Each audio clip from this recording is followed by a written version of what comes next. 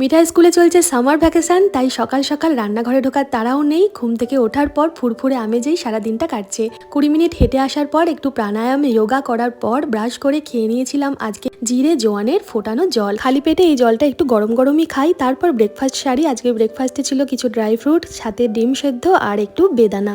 এরপর তো রান্না বান্না আছেই, আর তারই মাঝখানে বেলা 11টা নাগাদ আমি খেয়েছি একটু ডিটক্স গ্রিন টি। এটা RLB চয়েসের ডিটক্স গ্রিন টি, যার মধ্যে রয়েছে লেমন গ্রাস, আদা, হলুদ, দারচিনি, গ্রিন টি। প্রিজারভেটিভ ছাড়া এই সমস্ত ইনগ্রিডিয়েন্ট গুলো কিন্তু সূর্যের তাপে শুকানো হয়, তাই একবার প্যাকেট খোলার পরে এটাকে ফ্রিজে স্টোর করে রাখাই ভালো। এই সমস্ত ইনগ্রিডিয়েন্ট গুলো একসাথে ইনফ্লামেশন দূর করতে সাহায্য করে, অ্যান্টিঅক্সিডেন্টে পরিপূর্ণ, বেলি ফ্যাট লস করতে, এছাড়া ওয়েট লস করতেও হেল্প করে, মেটাবলিজম ও ইমিউনিটিকে বুস্ট করে, এছাড়া স্ট্রেস রিলিফেও সাহায্য করে, স্কিনকে গ্লো করতেও হেল্প করে। যারা ইউজ করেছেন তো জানেনই কেমন এটা, আর যারা নতুনভাবে ইউজ করতে চান তাদের জন্য এর অ্যামাজন এবং RLB choice website purchase link দিয়ে দিলাম কমিউনিটি ফার্স্ট কমেন্টে।